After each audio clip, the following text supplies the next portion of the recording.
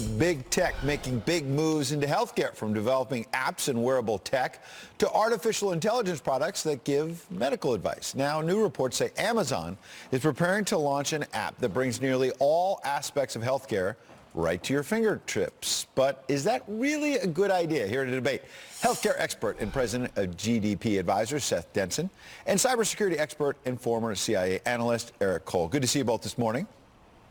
Good morning. Seth, is it a good idea to have Amazon and other tech companies take on a bigger role in healthcare? Listen, when you have an economic system in the United States where healthcare is in dire need of both competition and consumerism, that's something that Amazon has been very successful at delivering.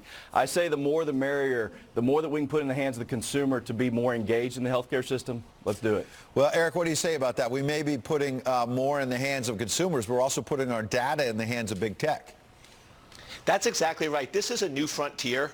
Right now, we have e-commerce where some of your credit card information is online. You might have some limited personal information online with banking. But what we're talking about here is all of your medical information, all of your medical data in one single location. And the problem I found is big tech, when they do this, they're always focused on features and functionality, and they don't really worry about cybersecurity until after there's a breach and after there's a problem. And then they say, okay, we're going to take care of it. But let's give Seth a fair chance to respond. There's a recent survey, Seth, that says just 11% of consumers are willing to share health information with a tech company. So how do you break that barrier if you're Amazon when people are already skeptical? And then when Eric brings up some of those concerns, what's your answer to all that?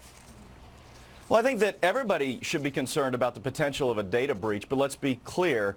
Recent study by KPMG said that 81% of providers in the healthcare system, that's everybody from a Blue Cross or a local hospital system, has had some form of data breach. Data breaches are out there. That's going to happen. That's why good people like Eric are out there to try to help these companies get more secure. And I got to think that Amazon's going to do a lot to make sure they hold the confidence of the consumer when they're utilizing their data. Yeah, Eric, talk about that, because it's one thing, I mean, a data breach, as Seth suggests, can be difficult in any arena. But if I go out and buy a TV and then there's a data breach at Best Buy or something, that's one thing. But if I'm giving my private health information, I've got a disease or something I'm battling, it seems like it's a whole lot more personal.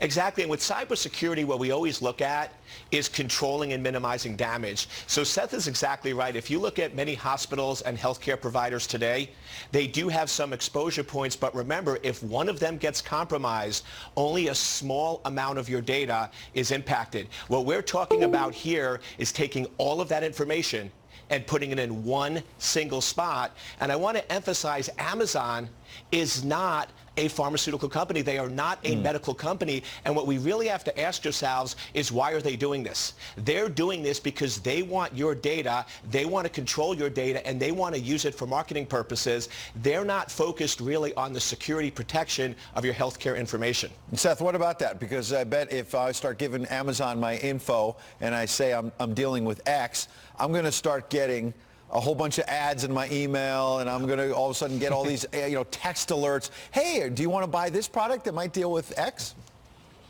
Well, let's be real. Most Americans already are getting those ads and responses because most Americans freely give out that information anyway.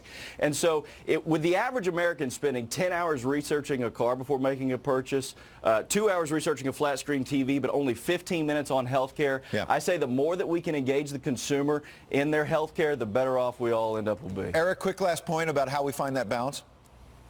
To me, we find the balance is we need to start driving security up front. So if Amazon came out and said, here's our security, here's what we're doing, here's how we're going to protect consumers, and actually showed us they were addressing this as a priority, then I would feel a lot better. But in all the articles I've seen, it's all about functionality, and I don't see any talk about security. Guess what, gentlemen? We just had a very serious topic to cover.